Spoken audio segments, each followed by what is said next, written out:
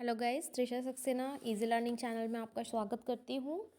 और अब हम टॉपिक स्टार्ट कर रहे हैं थ्योरीज ऑफ इवोल्यूशन की, जिसमें हम डिफरेंट साइंटिस्ट ने या डिफरेंट इकोलॉजिस्ट ने क्या अपने मत रखे थे, है ना, इवोल्यूशन के लिए। तो उसमें जो हम पहला पढ़ने वाले हैं वो लमार्क की थ्योरी पढ़ने वाले हैं, जिसे लमार्किज्म भी कहा जाता है।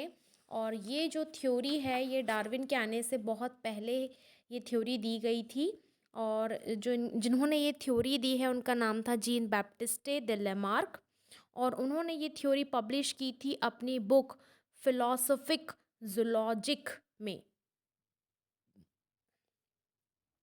उन्होंने बताया था लामार्क ने कि जो कैरेक्टर्स इंसान में धीरे धीरे डेवलप होते हैं वो आगे इनहेरिट हो जाते हैं। ठीक है, आगे इनहेरिट हो जाते हैं।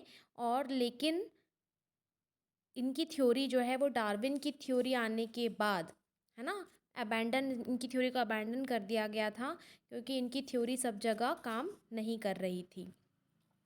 इन्होंने ये कहा था कि जो भी ट्रेड्स, जो भी हम अपने शरीर में मॉर्फोलॉजी में फिजियोलॉजी में एक्वायर करते हैं एनवायरनमेंट से, एनवायरनमेंट के कारण उत्पन्न होते हैं हमारे शरीर में, वो आगे इनहेरिट हो जाते हैं और आगे की जनरेशन वैसे बदल जाती है। और उन्होंने क्या बताया था, उन्होंने बताया था कि पहले जो जिराफ है उसकी गर्दन बहुत छोटी हुआ करती थी। और वो जब जहाँ वो रहते थे, जब वहाँ पे सारी नीचे की घास पत्तियाँ ख़त्म हो गई थी, तो उनको अपनी गर्दन को एक्सटेंड करना पड़ रहा था ऊपर की पत्तियाँ खाने के लिए। और धीरे धीरे जनरेशन आफ्टर जनरेशन, कई जनरेशन्स के बाद जिराफ की गर्दन जो है वो इतनी लंबी हो गई। तो ये जो है लमार्क ने बताया था। तो इसके जो 4 अजम्पशंस थे, वो 4 अजम्पशंस क्या थे, उन्होंने पहला बताया ओरिजिन ऑफ नीड।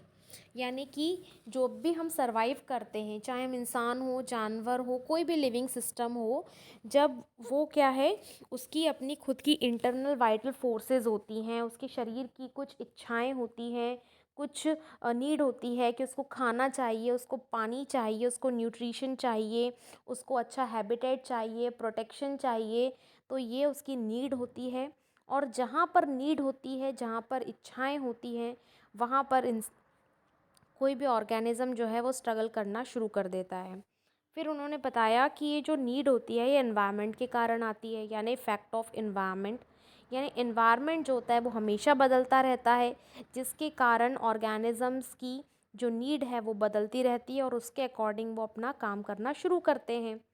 तीसरा उन्होंने बताया कि एनवायरनमेंट के अफेक्ट के कारण जो भी ऑर्गेनिज्म है वो अपनी बॉडी के ऑर्गन्स को या तो वो बहुत ज़्यादा इस्तेमाल करता है या उसका इस्तेमाल बंद कर देता है, जिसके कारण उस स्ट्रक्चर की एफिशिएंसी में बदलाव आता है। और चौथा ये कि वो बदलाव जो है वो आगे जाकर इनहेरिट हो जाता है, आगे की जनरेशन में पहुंच जाता है। ये डार्विन की 4 अजम्पशंस थी। तो 4 अजम्पशंस मैं आपको थोड़ा सा डिटेल में बता देती हूँ।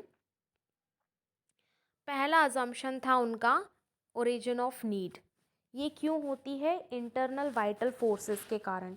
जो भी फोर्सेस हमें ज़िंदा रखते हैं वो फोर्सेस को फुलफ़िल करने के लिए नीड उत्पन्न होती है। ठीक है, फिर उसके बाद आता है effect of environment. Effect of environment क्या है? Environment is every time changing. Environment influence करता है, हमारे हैबिट्स में बदलाव लाता है। जैसे बहुत ज़्यादा ठंड होती है तो हमारी फूड हैबिट्स फटाफट बदल जाती हैं, हम कुछ ना कुछ गर्म खाने लगते हैं। अगर हम इंसानों की नॉर्मल बात करें, नॉर्मल तरीके से, कि गुड़ खाने लगते हैं, गर्म चाय पीते हैं, खाना गर्म अच्छा लगता है। बहुत ज़्यादा गर्मियाँ आती हैं तो हमें ठंडा चाहिए होता है, गन्ने का जूस चाहिए होता है। तो हमारी नीड जो है वो एनवायरनमेंट के अकॉर्डिंग बदलती रहती है, जिसके कारण हमारे बॉडी स्ट्रक्चर्स या बॉडी के ऑर्गन्स, उनकी एक्टिविटी जो है वो चेंज हो जाती है। फिर उसके बाद आता है use and disuse of organ. इसमें क्या लिखा है कि the efficiency, structure and development of an organ is directly proportional to its use. उन्होंने बताया किसी भी ऑर्गन को हम जितना ज़्यादा इस्तेमाल करेंगे उतना ज़्यादा उसके स्ट्रक्चर में बदलाव आएगा, उतनी ज़्यादा उसकी एफिशिएंसी बढ़ेगी, उसकी काबिलियत बढ़ेगी, कैपेसिटी बढ़ेगी, और उतना ही वो डेवलप होगा। और जिस ऑर्गन को हम इस्तेमाल करना बंद कर देंगे उसकी एफिशिएंसी उतनी कम हो जाएगी, उसके स्ट्रक्चर रिड्यूस हो जाएंगे, उसके डेवलपमेंट स्लो हो जाएगा और एक टाइम के बाद रुक जाएगा। ठीक है, वो डिग्रेड हो जाएगा ऑर्गन। जैसे हमारी पूँछ नहीं है ना, हमारी पूँछ नहीं है। क्यों नहीं है? क्योंकि जब हम अर्ली मैन थे, जब हम एप्स थे, तब हमारी पूँछ हमारे लिए काम करती थी, एज ए टैक्टाइल ऑर्गन काम करती थी, एज ए ग्रास्पिंग ऑर्गन काम करती थी। लेकिन जैसे जैसे हम में बदलाव आया, वैसे वैसे हमारी पूँछ का इस्तेमाल कम हो गया और आज हमारी जो फ्यूज्ड टेल बोन है, वो ये प्रूफ देती है कि कभी हमारी टेल हुआ करती थी और उसके इस्तेमाल ना होने से वो गायब हो गई और उसकी जो हड्डियां हैं वो सब फ्यूज़ हो गई, सैक्रल बोन्स जो होती है हमारी, है ना। फिर उसके बाद उन्होंने बताया inheritance of acquired characters. Inheritance of acquired character का मतलब होता है कि जो कैरेक्टर हमने एक्वायर कर लिया है, जिसे हमने एक्सेप्ट कर लिया है एनवायरनमेंट से, है ना, एक्वायर किया हमको एनवायरनमेंट से मिला है, वो आगे हमारी जनरेशन में ट्रांसफ़र हो जाता है।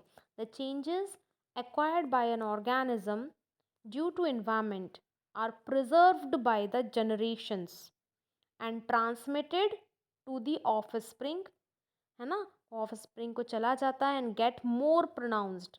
आगे की जनरेशन भी अगर सेम हैबिट करेगी तो वो और ज़्यादा प्रोनाउंस्ड हो जाएगा और ज़्यादा डेवलप हो जाएगा वो चेंज। ठीक है, और इस तरीके से बहुत सारी जनरेशन के बाद एक नई स्पीशीज़ का डेवलपमेंट हो जाता है। तो इवोल्यूशन क्या है? Origin of species, origin of नई स्पीशीज़, है ना। हम अर्ली मैन थे और आज हम क्या हैं? अगर हम साथ में खड़े होंगे तो कोई कह सकता है कि ये एक ही है? नहीं, है ना। हम एक टोटली न्यू डिफरेंट स्पीशीज़ बन चुके हैं। तो वो इवोल्यूशन के कारण हुआ है। और इवोल्यूशन की जो थ्योरी है लमार्किज्म, ये जीन बैप्टिस्ट दे लमार्क ने दी थी। ओके, तो प्लीज़ अगर आपको मेरा एक्सप्लेनेशन अच्छा लगता है, लाइक कीजिए, शेयर कीजिए। तब तक के लिए टाटा, बाय बाय।